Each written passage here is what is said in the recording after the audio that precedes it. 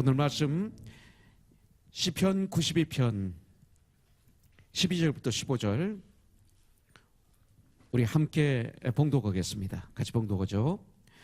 의인은 종려나무같이 번성하며 레바논의 백향목같이 성장하리로다. 이는 여호와의 집에 심겼으며 우리 하나님의 뜰 안에서 번성하리로다. 그는 늙어도 여전히 결실하며 진액이 풍성하고 빛이 청청하니 여호와의 정직하심과 나의 바위 되심과 그에게는 불의가 없음이 선포되리로다. 아멘. 오늘부터 영적 성장 기본 진리 공부를 합니다. 제가 여러분들과 같이 공부하는 건데 이 공부는 requirement입니다. 우리 교회의 지체가 되면 이 공부 하나만 하면 됩니다.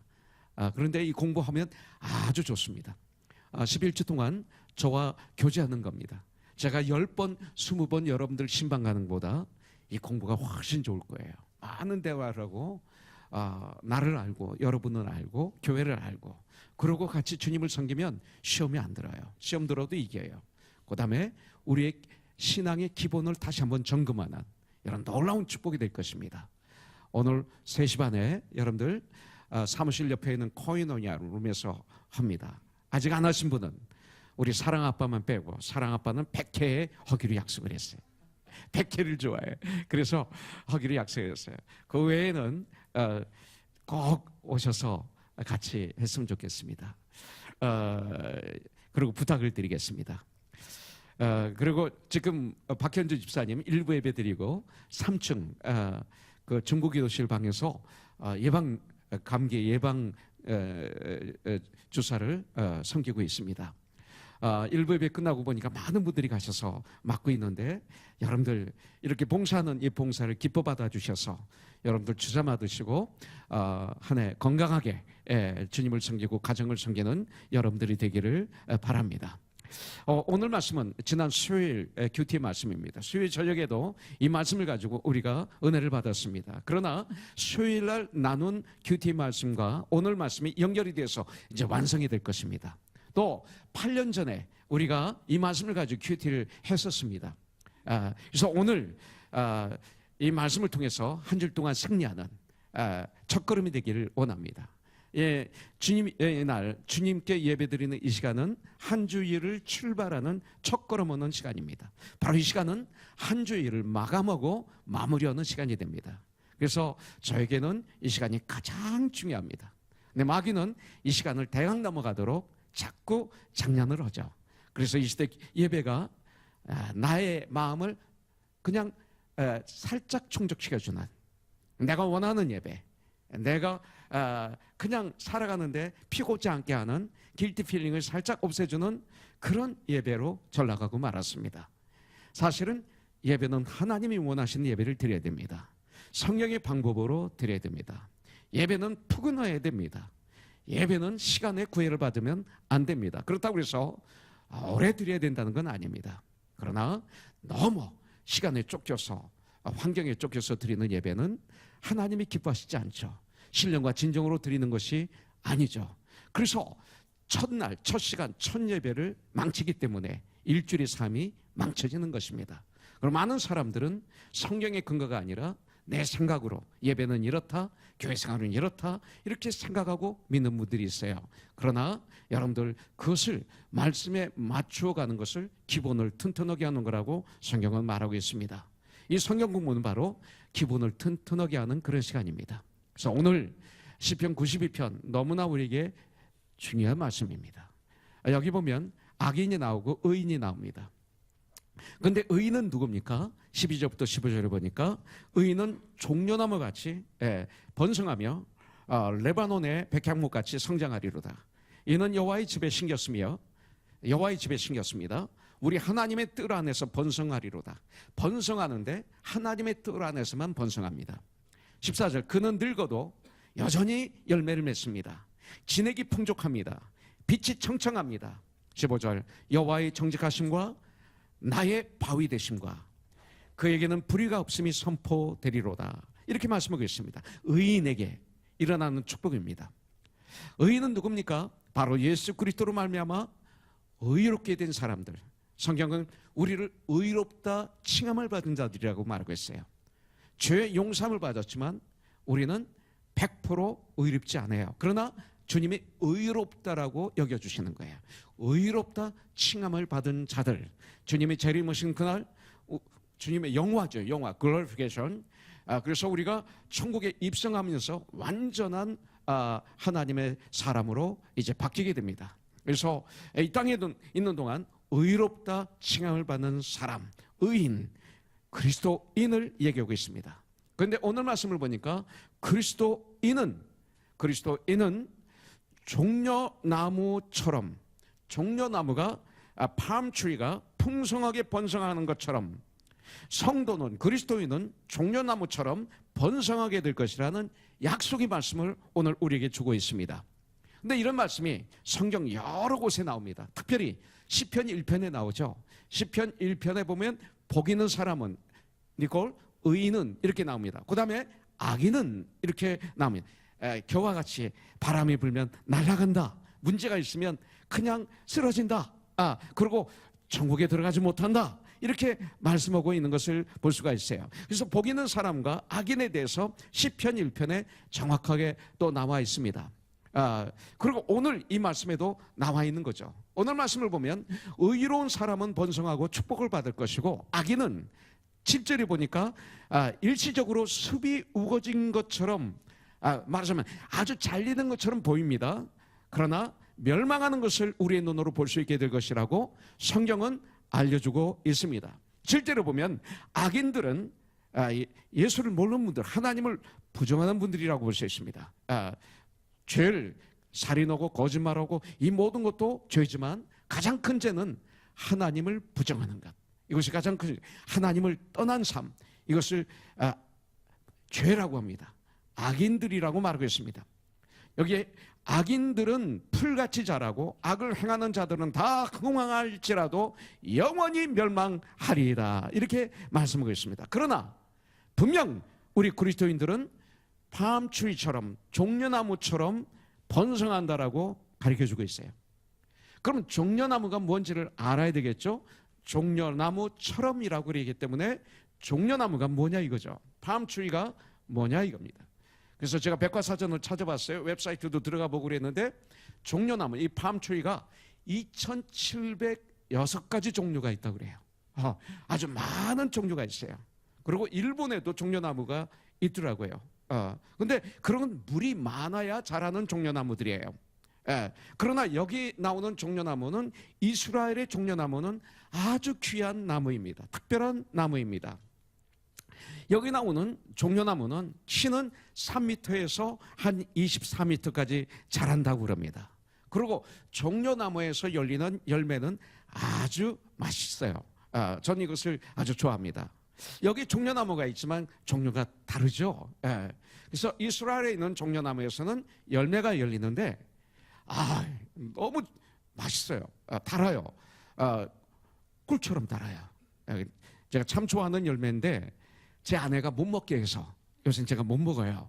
그래서 홀푸드 같은 데 가면 살짝 제가 사서 카트에다 딱 집어넣으면 계산할 때 딱 옆으로 쳐요. 당뇨병 걸린다고, 저를 위해서. 그래서 전쟁하다가 제가 포기했습니다. 그래서 요새는 안 먹는데 누가 주면 제가 먹을 수 있습니다. 종려나무는 그런 맛있는 열매를 맺습니다. 그리고 이 종려나무, 어떤 종려나무는 뿌리가 100m 또 혹은 200m까지 뻗는다고 그래요. 사막에, 중동에 있는 종려나무는 그렇게 뻗는다고 그래요. 제가 정확하게 조사를 못해서 밑으로 뻗는지 옆으로 뻗는지 이건 모르겠어요. 그러나 그렇게 길게 뿌리가 뻗어나가기 때문에 비가 오지 않는 사막의 기후성에서도 잘 자란다고 말하고 있습니다. 그리고 이 종려나무는 이파리를 뜯어서 이스라엘의 지붕을 덮습니다. 그래서 지붕을 만듭니다. 그리고 또 울타리를 만듭니다. 그러면 아주 시원하고 그리고 아주 좋은 울타리가 된다고 그럽니다.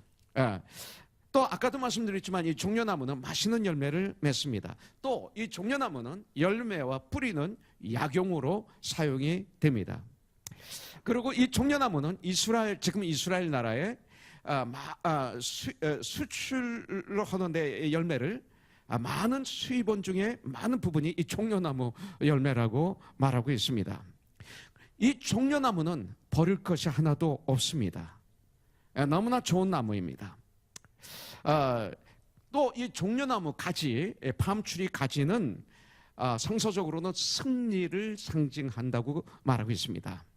그래서 이스라엘 백성들이 초막절 때, 초막에 그 집을 질 때 그 지붕을 이 종려나무 가지로 한다고 합니다. 이 재료로 사용합니다. 그리고 예수님이 나귀를 타고 예루살렘에 입성하실 때 군중들이 예수님을 환영했죠. 그때 그들이 이 종려나무를 꺾어서 들으면서 환영을 했습니다. 요한복음 12장 13절에 보면 종려나무 가지를 가지고 맞으러 나가 외치되 호산나 찬송하리로다 주의 이름으로 오시는 이 곧 이스라엘의 왕이시여 하더라.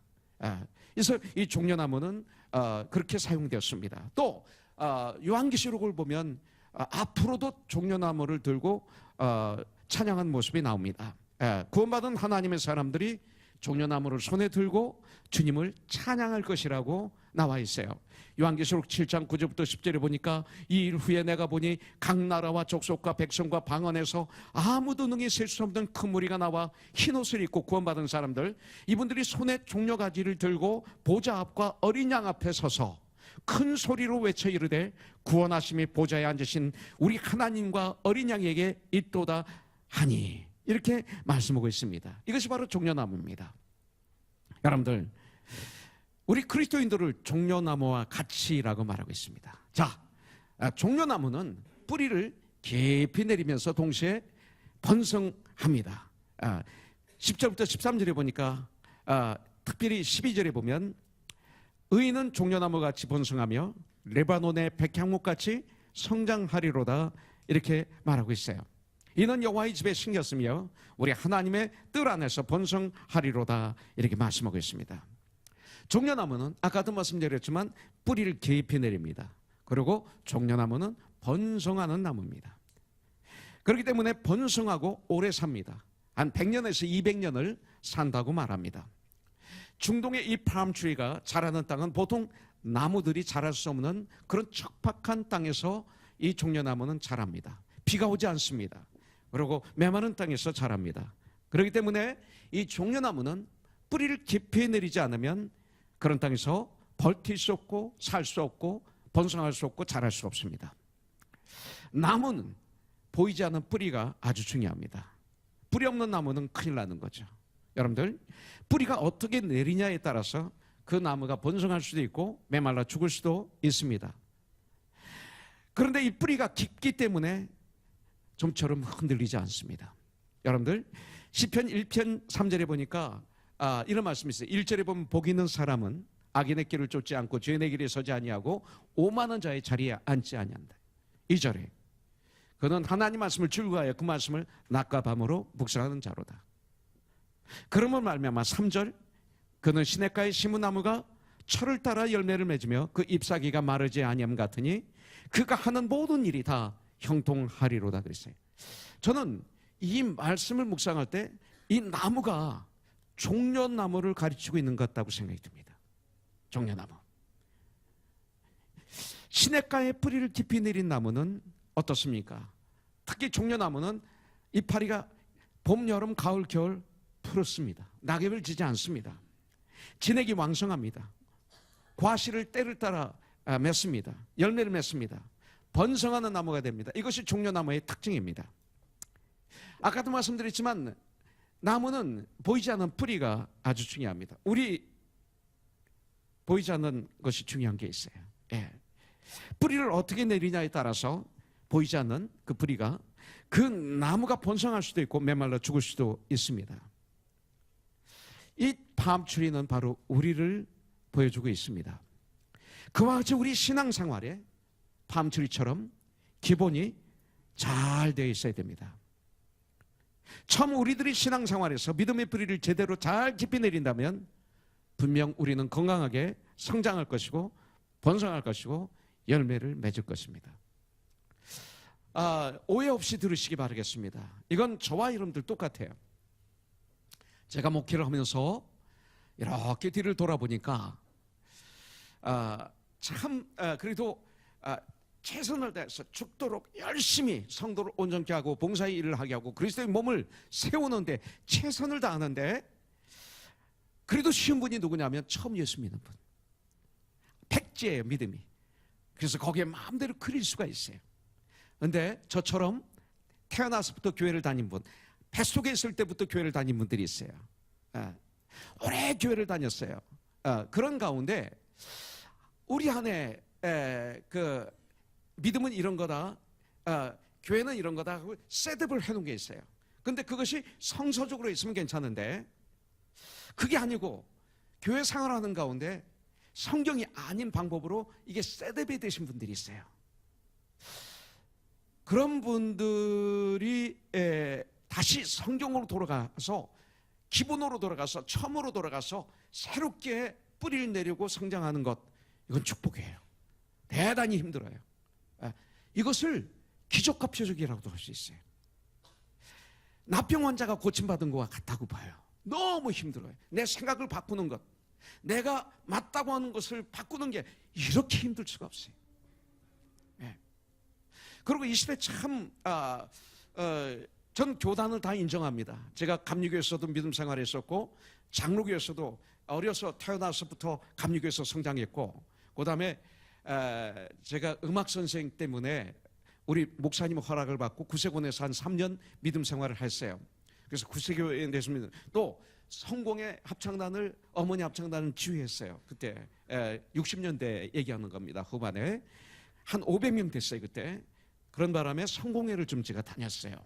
연행교회가 창립이 됐을 때 1976년 하용조 목사님을 모시고, 근데 이 연행교회를 누가, 하나님이 하셨지만 누가 시작했냐면 영락교회 한경진 목사님께서 지교회로, 영락교회 지교회로 연행교회를 시작했어요. 그래서 저는 그때 이제 장로교인이 된 거예요. 미국에 올 때까지. 그래서 미국에 와서 텍사스, 샌안토니오 텍사스에서 신학 공부를 하면서 졸업할 때쯤 저는 내가 주님 일을 한다면 어떤 교단을 택해야 될 것인가 가지고 참 고민 많이 했어요. 하다가 결정한 것이 심리교를 택했어요. 서든 베프티스트. 왜 택했느냐면 서든 베프티스트는 교단법이 없어요. 교단법이. 서든 베프티스트는 성경이 법이다. 이게 서든 베프티스트가 믿는 헌법이에요. 그래서 어떤 문제가 있으면 법을 만드는 게 아니라 성경을 가지고 막 씨름해요. 성경이 이렇게 돼 있으니까 막 씨름하는 거예요. 그러다 보니까 서든 베프티스트는 그 위에서 교회 명령을 못해요. 개교회 중심이에요 다. 근데 미라클 교단이에요. 전 세계에서 가장 큰 교단이에요. 어떤 면으로는 한국의 장로교와 닥트린이 서든 베프티스트가 더 가까워요. 그래서 한국의 장로의 목사님들이 사우스 웨스턴 베프티스트 세미나리라든지 이런 데 많이 오시는 거죠. 그런데 다른 교단을 편하는 게 아닙니다. 그런데 한 가지 제가 아쉬운 것은 뭐냐면 교단 법을 만드는 거예요. 어떤 문제가 있으면 성경을 펴놓고 성경대로 하려고 막 전쟁하는 게 아니에요. 성경이 이렇게 돼 있으니까 하자 전쟁하는 게 아니라 문제가 생기면 그 문제 앞에 법을 만드는 거예요. 그리고 문제가 있을 때 그 법을 보는 거죠. 하다 보니까 교단 헌법이 자꾸 망가지는 거예요. 그래서 이제는 몇백 년이 흐르고 나면 법이 포장이 돼버린 거죠. 그래서 오래된 교단이 타락하는 이유가 그래요. 그래서 하나님은 또 버리시고 새롭게 쓰시고 하는 거죠. 왜냐하면 진리는 영원하지만 교단은 영원할 필요 없으니까. 그렇잖아요. 교회는 영원하지만 교회 이름은 영원할 필요 없으니까 그런 거예요. 이게 제가 좀 아쉬운 거예요. 그래서 언더우드 목사를 우리나라에 파송한 그 PCUSA가 이제는 동성애자들을 우리가 사랑해야죠. 우리가 돌봐야죠. 그러나 그것이 옳다라고 얘기하면 안 되죠. 동성애 목사애자 목사님을 오덴에서 임명하고 그 다음에 옹호하는 이 일. 그래서 정말 성경은 이렇게 말씀하고 있다. 그러면서 우리 같이 사랑하면서 걸어가는 게 아니라 성경은 뭐라고 말하든 투표를 해가지고 법을 만들어서 그걸 옹호하고 임명하고 심지어 그걸 위해서 이게 하나님 일이다 하면서 그냥 전쟁을 하는. 그래서 많은 우리 한국교회 목사님들이 건물을 포기하고 나오시잖아요. 거기서. 이게 법입니다. 법. 이 법. 그래서 이 법을 무너뜨리고 성경으로 돌아가는 것이 얼마나 힘든지 몰라요. 예. 그래서 열매를 맺지만 처음 이 뿌리가 제대로 내리지 못하면, 기본이 잘못되면 신앙은 무너지고 열매 맺지 못하는 사람이 되는 거예요. 제 말 이해가 됩니까? 맞습니까? 이게 맞는 거예요. 맞는 거예요. 제가 교단을 욕하는 게 아니에요. 성경을 말씀하는 거예요. 예. 기본을 얘기하는 거예요. 자, 그런데 이 이스라엘의 밤추리는 삭막한 땅, 척박한 땅, 사막에서 자랍니다. 여러분들, 그 밤추리 같이라고 말하고 있죠. 그렇기 때문에 이 말씀의 근거에서 우리가 보면 이 세상은 여러분들 사막과 같은 곳이다. 광야와 같은 곳이, 척박한 곳이다. 예. 그런 땅이라고 말씀하고 있어요. 그렇기 때문에 이 세상에서 우리가 살려면 이 밤추리처럼 믿음의 뿌리를 깊이 내려야 돼요. 그래서 우리 인생에 어떤 그 어려운 고난이 오고 환난이 오고 폭풍이 몰아쳐요. 사람들 관계에서 아픔이 있어요. 말들이 있어요. 그때 어떻게 됩니까? 뿌리를 깊이 내리면, 믿음의 뿌리를 깊이 내리면 흔들리지 않고 그 고난과 역경과 그 어려움을 이겨낼 수 있습니다. 그러나 그렇지 않으면 험한 인생의 고난의 파도가, 이 파도는 청구하는 그날까지 계속 치거든요. 왜 칩니까? 바다에 파도 쳐야 바다의 물이 깨끗해지잖아요. 건강해지잖아요. 그래서 파도가 치는 거예요. 큰 파도, 작은 파도. 우리 인생도 역시 마찬가지예요.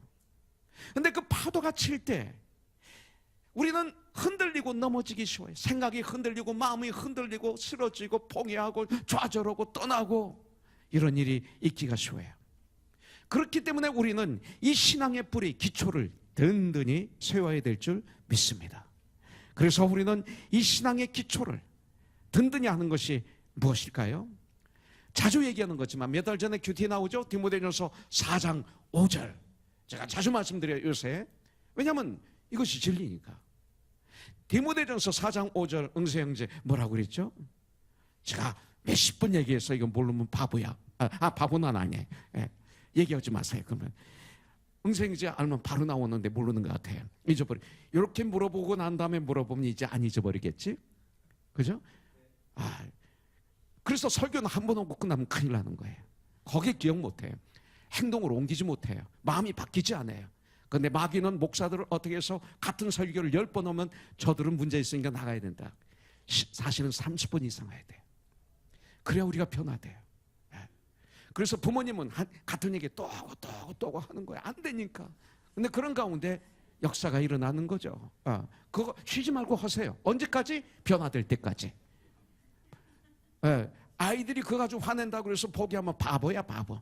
변화될 때까지 하는 게 부모님이 자녀 교육이에요. 이거 할 수 있어야 돼요. 자, 찾아봤어요? 지금? 찾고 있는 중이야. 기도와 말씀으로 거룩하여지니라 그랬어요. 그죠? 기도와 말씀으로 거룩하여지니라. 기도와 말씀이에요.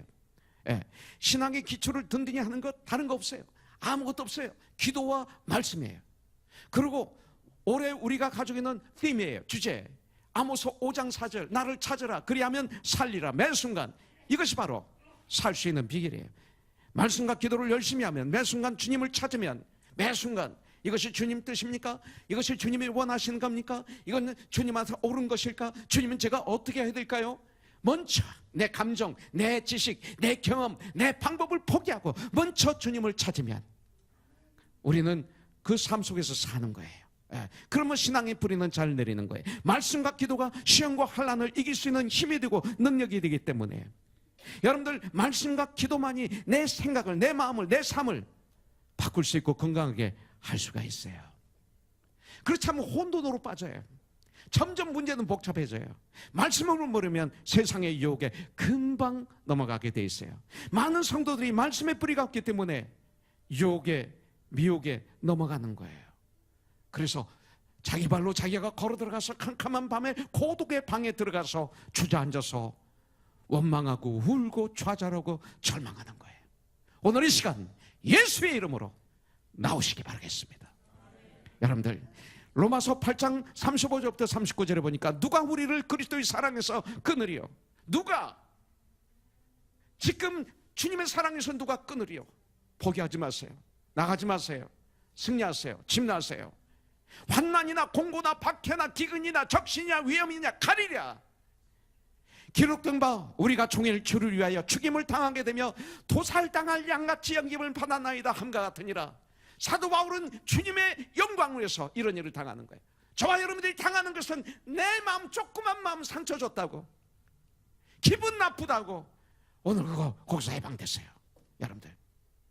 그러나 이 모든 일에 우리를 사랑하신 이로 말미암아 예수 그리스도로 말미암아 우리가 넉넉히 이기느니라. 내가 확신하노니 사망이나 생명이나 천사들이나 권세자들이나 현재일이나 장래일이나 능력이나 높음이나 깊음이나 다른 어떤 피조물이라도 우리를 우리 주 그리스도 예수 안에 있는 하나님의 사랑에서 끊을 수 없느니라. 이거예요. 교회의 뿌리를 깊이 내리세요. 교회의 뿌리 깊이 내리는 것 아주 중요해요.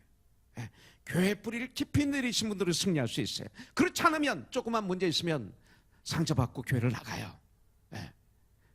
그 교회가 문제 있으면 나가야 돼요. 그러나 뿌리를 깊이 내리세요. 말씀의 뿌리를 깊이 내리세요. 그런 그리스도인들은 번성하는 종려나무처럼 축복의 삶, 종려나무와 같이 쓸모있는 삶, 버릴 것이 하나도 없는 삶, 그가 있으면 그 주위가 번성해지는 삶, 하나님이 기뻐하시는 삶, 번성하던 종려나무와 같은 그리스도인이 분명히 될 줄 믿습니다. 여러분들, 종려나무와 같이 우리도 곧게 자라야 돼요. 종려나무는 곧게 자라요. 구부러지지 않아요. 삐뚤어지지 않아요. 곧게 자라요. 우리의 믿음이 곧게 자라야 돼요. 성장해야 돼요. 종려나무는 18m에서 24m 정도까지 올라간다고 그럽니다. 우리 믿음도 올라가야 돼. 시간이 가면 갈수록 장성한 분량에 이르러야 돼요.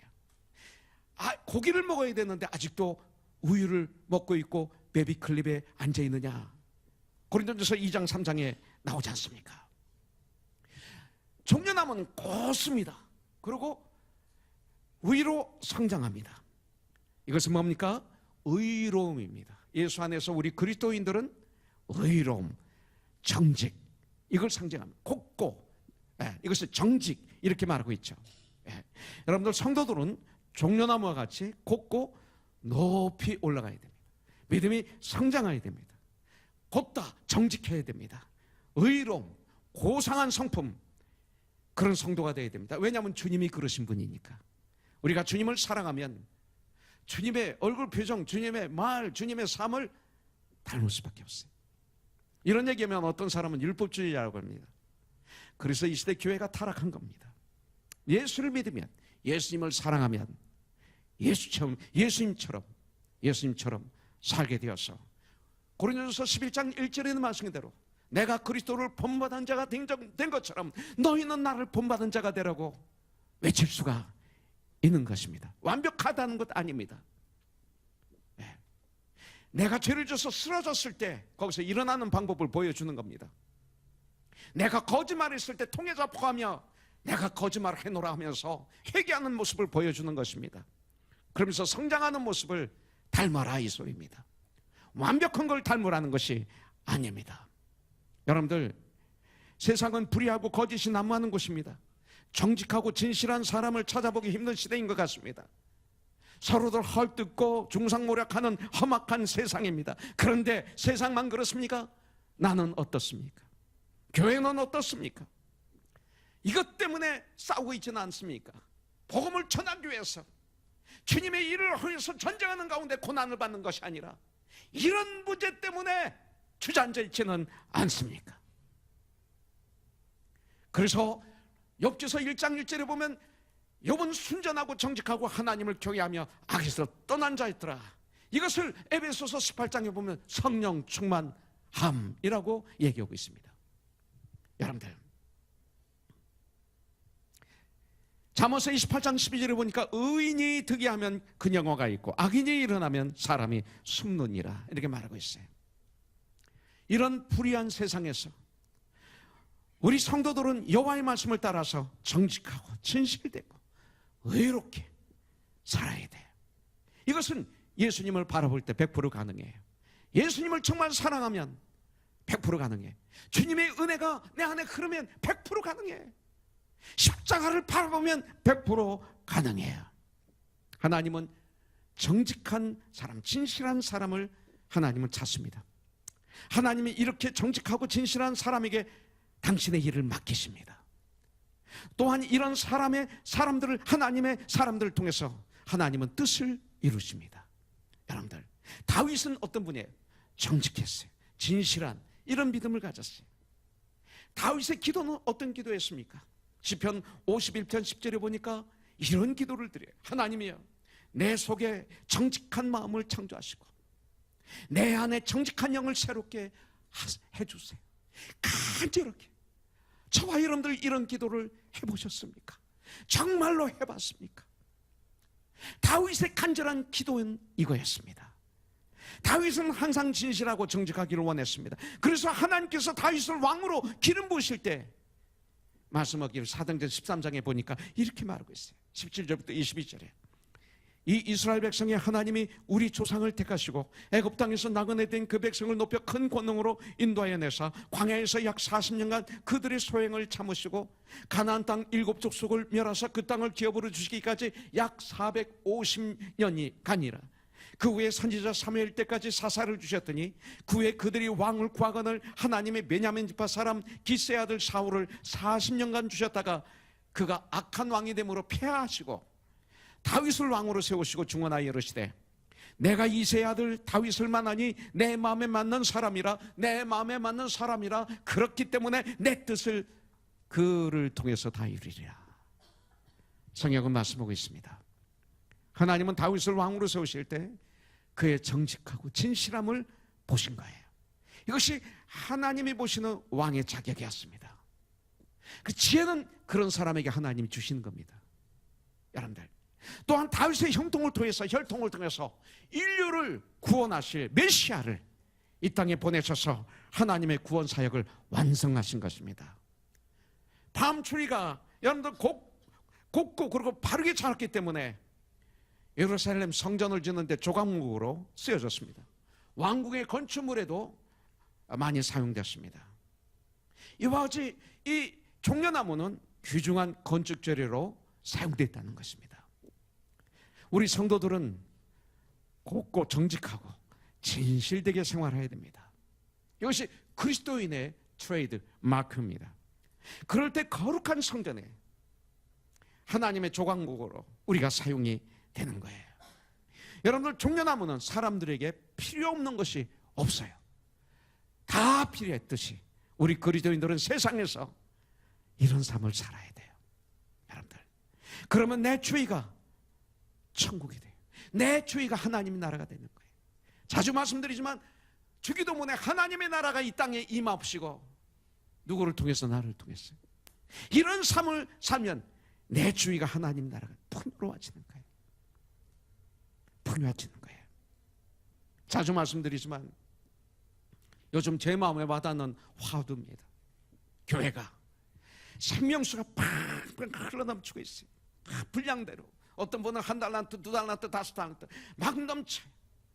그냥 넘치는데, 그러니까 막 주위에 풀들이 바르바르 자라고 열매를 맺고 나무들이 막 푸르게 자라고 거기 동물이 뛰어놀고 합니다. 물이 흐르기 때문에. 그런데 물이 넘쳐 흐르니까 자꾸 통을 넓혀. 그래가지고 물이 흘러넘치게 하지 않게, 그러다 보니까 풀들이 말라 비틀어 죽고 나무들이 죽고 동물들이 도망가고, 그리고 물은 고여 있으니까 썩고. 이 시대의 교회가 그런 교회가 되면 안 되죠. 그것을 보고 우리는 성공했다고 그러죠. 왜 흘러넘치게 못할까? 그래서 우리 다 같이 하나님의 나라를 이루지 못할까? 이것은 저의 기도 제목이고 고민이고 문제입니다. 아주 중요한 일입니다. 하나님의 나라가 되는 것. 내가 원하는 걸 하고 주님의 뜻이라고 하지 말고. 그렇기 때문에 우리는 우리의 자녀들을 그리스도의 성품을 가진 사람으로 양육해야 됩니다. 그러면 우리는 내일 있고 소망이 있습니다. 우리의 자녀들, 젊은이들 지금 무엇을 배우고 있나요? 여러분들, 혹시 우리들을 통해 정직과 진실을 배우기보다는 우리들을 통해서 거짓, 술수, 위선, 욕심, 야망, 시기 질투, 가십 이런 것들을 배우고 있지는 않습니까? 우리가 종려나무처럼 정직하고 진실하게 살아야 되는데 그렇지 못하기 때문에 우리 자녀들이 쓰러지고 젊은이들이 쓰러지는 거예요. 곤란하죠. 어제 침례를 받았어요. 환희가 뒷내 받는데 얘들이 결단을 하나씩 썼더라고요. 이 환희 중학교 1학년. 이제 나는 매주 금요 예배에 참석하겠습니다. 얘가 어떻게 참석해? 엄마 아빠가 안 데려다 주면 참석 못하지. 엄마 아빠 안 데려주는 엄마 아빠 우리 교회 있어요. 가고 싶어도.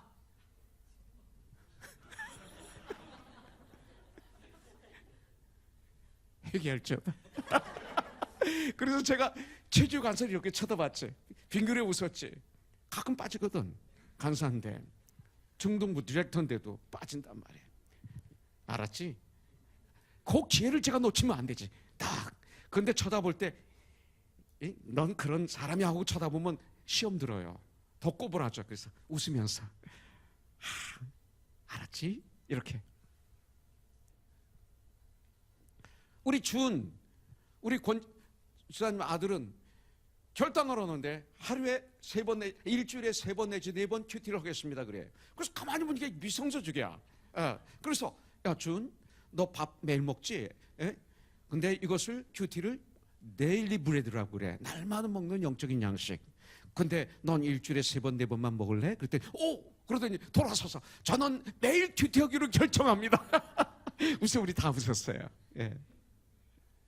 우리 은영자매 아들 다니엘이 지난번에 침례를 받는데 얘가 무슨 결정을 하냐면 나는 오늘부터 매주 토요일 새벽 예배 나오기로 결정합니다.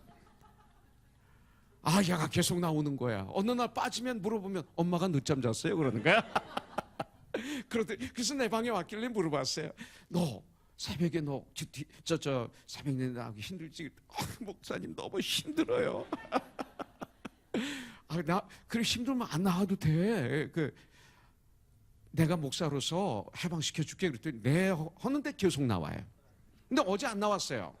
물어봤더니 은영자매가 늦잠 자서 다니엘은 준비하고 있었는데 은영자매 때문에 못 나왔다고. 그래요. 엄마 아빠가 중요해요. 우리 자녀들 위해서 어떤 희생을 합니까? 엉뚱한 희생을 하고 있지 않아요? 올바른 희생을 해서 여러분들 우리의 자녀들을 그리고 우리의 후세들에게 바른 성품 가진 자녀, 정직하고 진실한 내 자녀, 구부러지고 삐뚤어지지 않는 긍정적인 내 자녀, 믿음의 사람으로 성장하는 내 자녀 되기를 주님의 이름으로 축복합니다. 앤드류는 누구 닮았을까? 어제 침대 받지도 않는데 그 멀리서 왔어요. 앤드류가. 그래서 엄마 아빠가 데려왔니 그랬더니 아까 그랬나요? 지연 자매가 데려왔어요. 당신들은 어디서 뭐 하고 있었어요? 직접 데려오지. 그것이 사랑이에요. 그것이 자녀들에게 남는 평생의 기억의 재산이에요. 추억의 재산. 이것만이 남아요. 이런 재산을 많이 찍어놔 주세요. 그럴 때 이들이 종려나무같이 정직하고 진실하게 자라서 번성하게 될 것이고 우리 사회에 소망이 있을 거예요. 복음의 능력 있게 전파될 거예요. 자, 14절부터 15절에 보니까 이 종려나무는 늘 푸르고 진액이 풍성하여 늙어도 아름다운 열매를 맺는다고 말하고 있어요. 우리들의 신앙이 바로 이 종려나무와 같이 변함이 없어야 돼요. 늙어도 열매를 맺는다, 번성한다, 변함이 없다, 이 소리입니다. 그는 늙어도 여전히 결실하여 진액이 풍족하고 빛이 청청하니 여호와의 정직하심과 나의 바위 되심과 그에게는 불의가 없음이 선포되리로다. 종려나무는 1년 내내 푸르습니다. 사망을 지나는 사람들은 종려나무 밑에서 쉬기도 합니다. 종려나무 밑에 가면 거기가 오아시스가 있습니다. 시원한 생수를 마실 수가 있습니다. 그래서 종려나무 밑에서 지친 사람들이 쉬다가 힘을 얻고 갑니다. 종려나무 같은 나의 삶이 그런 삶이 돼야 되지 않을까요? 여러분들, 종려나무는 변함이 없는 신앙과 같습니다. 신앙생활은 한결같고 변함이 없어야 됩니다. 냄비와 같은 신앙생활은 안 됩니다. 냄비는 여러분들 불을 가하면 금방 달아올라요. 조금 있으면 금방 식어요. 여러분들, 우리 신앙생활할 때 이런 신앙은 하나님의 뜻을 이루지 못합니다. 여러분들, 종려나무 같이 봄, 여름, 가을, 겨울 변함없이 푸르른 이파리, 한결같은 신앙, 늙어도 열매를 맺는 이 신앙을 가져 하나님의 뜻을 이루고 열매를 맺을 수가 있습니다. 일부 예배 잔시 목사님이, 우리 조영일 목사님도 훌륭하시지만 우리 잔시 목사님 일부 예배에 오셨어요. 그렇게 저에게 밥을 한 끼를 사주시겠다고. 내가 살려고 북창동을 지난번에 얘기했는지 몰라요. 가서 순두부를 2개 시켜 먹는데 우리 참 좋은 시간을 가졌어요. 제가 돈을 내려고 그랬더니 손을 딱 잡더니 100불짜리 딱 내시면서 오늘은 내가 내요. 내가 안 내면 앞으로 안 만나요. 그래서 내셨어요. 근데 제 마음에 죄를 졌어요. 이게 판단해. 미리 생각으로 죄 짓는 것. 분명히 목사님이 팁을 조금 내실 거야. 그러고 호주머니를 순두부 2개니까 3불을 처음에 꺼냈는데 3불은 아니야. 그래서 4불에 했다가 아니에요. 우리 명의자매가 서브했는데 5불을 딱 꺼내서 쥐고 있었어요. 그랬더니 거스름돈이 왔는데 처음에 3불을 놓으시더라고요. 그래서 저기다 2불을 더 놔야지. 그래서 또 지갑을 열어서 1불짜리를 또 바꿨어요. 예. 그러고 난 다음에 이렇게 나가려고 그러는데 3불을 또 목사님이 이렇게 호주머니에다 넣더니 지갑에서 5불짜리 꺼내서 탁 놓고 가시는 거예요. 80이 넘으신 분이에요.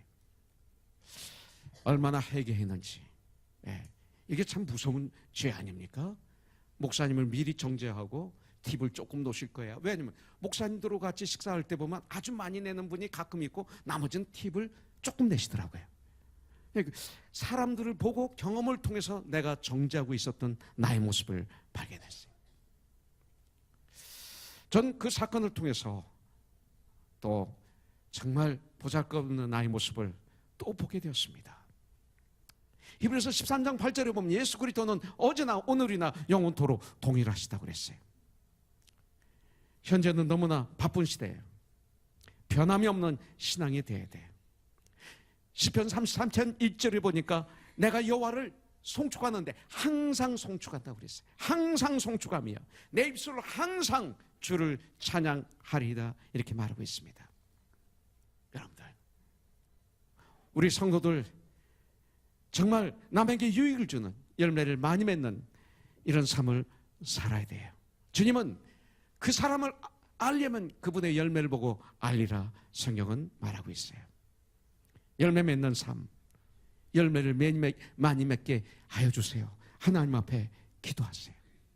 열매를 많이 맞으려면 성령의 9가지 열매 중에 마지막이 절제예요. 처음이 사랑이에요. 중간에 오래 참음이 있습니다. 오래 참을 줄 알아야 돼요. 여러분들, 나무가 자라려면 오래 참아야 돼요. 씨앗을 뿌리고 그 추수를 하려면 오래 참아야 돼요. 우리 신앙 그런 신앙이 되세요.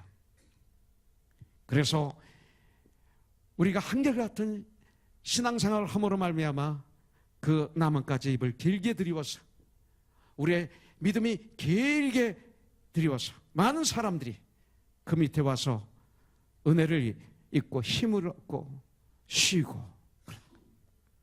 그래서 성경은 우리를 세상의 빛이다, 소금이다, 그리스도의 향기다, 편지다, 대사다 말하고 있어요. 이번 코넥션에 우리가 이렇게 섬겨야 될 줄 믿습니다. 성령의 9가지 열매, 오직 성령의 열매는 사랑과 희락과 화평과 오래 참음과 자비와 양성과 충성과 온유와 절제니 이 같은 것을 금지할 법이 없느니라 성경은 말하고 있어요. 여러분들, 이렇게 성령의 열매를 맺는 종려나무와 같은 내가 되기를 주님의 이름으로 축복합니다. 그러면 모든 사람에게 유익을 나누게 되는, 나누어주는 참 그리스도인의 삶이 되는 거예요. 이것을 성경은 번성케 하는 삶이라고 말하고 있습니다. 요셉처럼, 다니엘처럼 바울처럼, 브리스길라와 아굴라처럼 여러분들 다시 한번 묵상하기를 원합니다. 이런 삶을 살기 위해서는 13절, 이는 여호와의 집에 심겼으며 우리 하나님의 뜰 안에서 번성하리로다. 이런 삶을 살기 위해서는 그리스도인들이 우리가 하나님의 집에 심겨진 나무가 돼야 돼요. 하나님의 집에 심겨진 나무가 돼야 돼요. 우리의 마음이 지금 예배를 드릴 때 여기 있습니까? 하나님의 집에 심겨진 나무예요. 지금 예배 드리는데 다른 생각 오겠습니까? 하나님의 집에 심겨진 나무가 아닙니다. 여러분들 일주일에 한 번 정도 드리는 예배, 그것마저도 하나님의 집에 심겨진 나무가 아니라면 그건 안 되는 거예요. 구원받은 자, 참 그리스도인, 그리고 예수 안에서 살아간다는 말입니다. 하나님의 집에 심겨진 나무. 세상에 뿌리를 둔 삶이 아니라 하나님께 뿌리를 둔 삶이란 뜻입니다. 세상의 가치관을 가지고 자신의 생활에 표대나 힘을 얻는 사람이 아니라 하나님의 말씀에 나 자신의 삶에 뿌리를 내리고 사는 사람이란 뜻입니다. 내 생각과 내 방법의 노예가 돼서 살아가는 자가 아니라 하나님의 말씀에 의해서 맞느냐 생각하고 묵상하고 행동하는 사람이라는 뜻입니다. 아모스 5장 4절, 나를 찾으라 그러면 살리라. 말씀에 뿌리를 내린 하나님의 집에 심겨진 나무. 그래서 하나님으로부터 영양분을 공급받아 살아가는 삶, 그 삶은 종려나무 같고 백향목 같을 것입니다. 그래서 시편 92편 14절에 그는 늙어도 여전히 결실하며 진액이 풍종하고 빛이 청청하니. 잔시 목사님 늙으셨어요. 그런데 아직도 게이트웨이 신학교, 에트닉을 위한 신학교를 운영하면서 일부 예배드리고 지금 에트닉으로 스페니쉬 교회, 히스패닉 교회, 오늘도 7개의 교회, 8개 교회를 방문해서 제자들을 격려하기 위해서 아침에 떠났어요. 제가 악수할 때 목사님 운전 조심하세요. 아직도 여러분들 바로 이거예요. 시간이 가면 갈수록 더 열매를 맺는 삶, 진액이 풍족하고 잎이 청청한 삶. 우리 김정숙 집사님 어려움을 겪고 계세요. 그러나 그 어려움에 치지 않는, 호성이가 그 어려움에 치지 않는, 아리누마가 어려움에 치지 않는 이 엄청난 충격, 그러나 이 환경을 통해서 주님의 역사심을 체험하세요. 언젠가 우리는 떠나요. 이 생명 내게 아니에요. 우리가 참 그리스도인 되기 위해서 몇 가지 보고 마치겠습니다. 어떤 환경 속에서도 흔들리지 않는 구원의 확신이 있기를 바랍니다. 어떤 환경 속에서도. 네. 그리고 말씀 중심의 삶을 살기로 이 시간 결단하십시오. 말씀 중심. 그래서 큐티를 날마다 하는 거예요. 데일리 브레드. 큐티는 지식이 아닙니다. 하나님 말씀을 중심에 놓고 하나님과 나만의 시간을 갖는 것. 그래서 하나님 말씀에 내 찌그러진 생각을 피고 내 잘못된 길을 꽂게 하고 나의 그 썩은 부분을 수술해 가는 과정, 예수님을 알아가는 과정, 믿음이 깊어지는 과정, 이런 거죠. 영적인 양식이에요. 말씀 중심으로 살아가세요. 하나님의 집에 심긴 나무. 하나님은 곧 말씀이시죠. 말씀이 육신이 돼서 이 땅에 오신 분이 예수님이시죠. 하나님의 땅에 뿌리를 내린 나무, 말씀으로 성장하는 나무, 말씀으로 생명을 얻는 사람, 말씀을 먹고 사는 사람. 그리스도인은 말씀 중심으로 사는 사람들이에요. 여러분들 하나님의 집에 심겼으며, 이것은 예수님의 그 크신 사랑으로 서로 섬기는 생활을 결단해야 돼요. 서로 섬기는 생활. 하나님의 집에 심겼어요. 예수님의 집에 심겼어요. 예수님은 어떤 분이세요? 난 섬기러 너희 중에 왔노라. 그래서 목숨까지도 주신 예수님. 앉아서 먹는 자가 그냐, 섬기는 자가 그냐. 앉아서 먹는 자가 아니냐. 그러나 나는 섬기는 자로 너희 중에 있노라.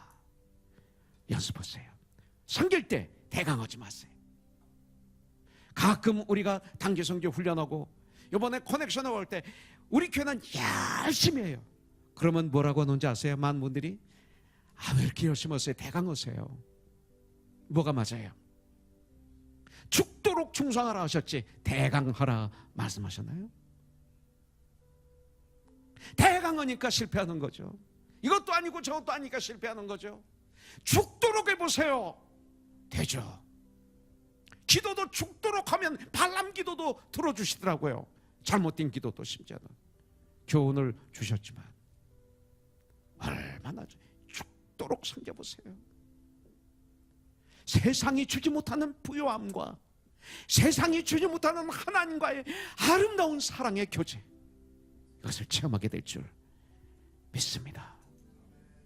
마지막, 여호와의 집에 심겼으며, 이런 사람은 어떻게 합니까?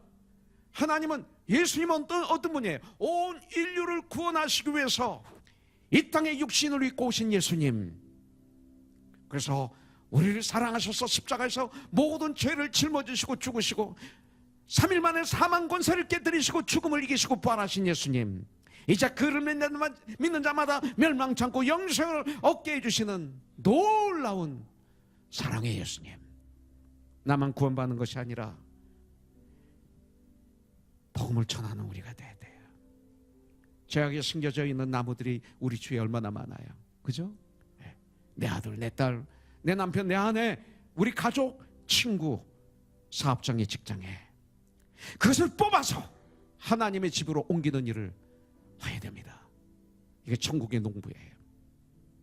죄가 자리에 심겨져 있으면 아무리 땀 흘리고 아무리 노력해도 맺히는 것은 죄악의 열매만 맺히게 돼 있어요. 나무도 나쁜데 흙도 나쁘니까 좋은 열매를 맺을 수가 없어요. 나는 우리 고노스톤이 행복하게 살기를 원해요. 사람답게 살기를 원해요. 사람이지만 짐승도 있어요. 성경에서 말하고 있죠. 우리도 어렸을 때 많이 들었어요. 넌 짐승이야. 돼지보다도 못한 놈이야. 어렸을 때 우리 그런 말 정말 어른들이 많이 하는 걸 들었어요. 맞아요. 나의 근본을 옮겨 심어야 돼요. 겉만 말고 뿌리채 완전히 뽑아서 옮겨야 돼요. 어디로? 예수님의 집으로. 항상 내 안은 예수님의 마음이 돼야 돼요. 너는 이 마음을 품으라. 곧 예수의 마음이라. 만일 우리들이 하나님의 집으로 완전히 옮겨 심겨져 있다면 우리들의 삶은 날마다 기적과 표적일 거예요. 나만이 아니라 내 주위에 놀라운 도전이 되는 삶이 될 거예요. 나를 통해서 내 주위에 도전이 흐르고 있습니까? 이종용 목사를 보면 주위 사람들이 도전을 받습니까? 그렇다면 나는 축복의 사람이에요. 그런데 이종용이라는 사람을 보고도 아무도 도전을 받지 않는 삶을 산다면 나는 목사지만 너무나 불쌍한 사람이에요. 여러분들 도전을 주는 삶을 살고 있습니까? 이것이 승리의 삶이에요. 기도하겠습니다. 하나님 아버지 감사합니다. 하나님 아버지, 저희들 종려나무처럼 백향목처럼 번성하게 하는, 늙어도 많은 열매를 맺는 진액이 풍부한 그런 그리스도인, 그런 하나님의 사람 되게 하여 주시옵소서. 예수님의 이름으로 기도합니다. 아멘. 내 영혼이 은총 입어 중한죄진 벗고 보니 우리 고백이 되길 원합니다. 내 영혼이 은총 입어 중한죄진 벗고 보니 슬픈 마음은 이 세상도 천국으로 화도다. 할렐루야, 할렐루야, 찬양하세. 내 모든 죄 사함받고 주 예수와 동행하니 그 어디나 하늘나 주의 얼굴, 주의 얼굴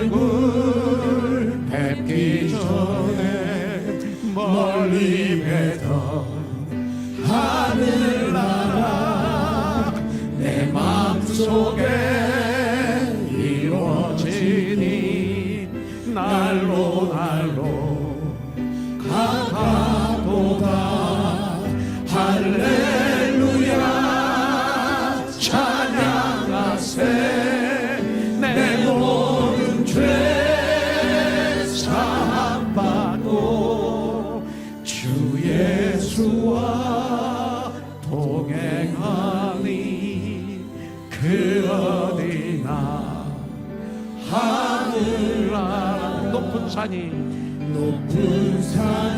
거친 들이 초막이나 궁궐이나 내 주 예수님을 모신 그곳은 그 어디나 하늘나라 할렐루야 그 어디나 하늘나라 할렐루야 찬양하세 내 모든 죄 사함받고 주 예수와 동행하니 그 어디나 우리 후렴을 한 번 더 하겠는데 맹매적으로 여러분 이 시간 우리 주의 성령님이 역사하셔서 내 안에 불안이나 외로움이나 고독이나 절망이나 시기나 질투나 이런 것들이 있어서 내 마음이 어두운 사람들 이 찬양을 부르는 가운데 예수의 이름으로 물갈지어다 해방되어서 기쁨으로 세상에 향해서 나가는 우리가 되기를 원합니다. 할렐루야 할렐루야 찬양하세 내 모든 죄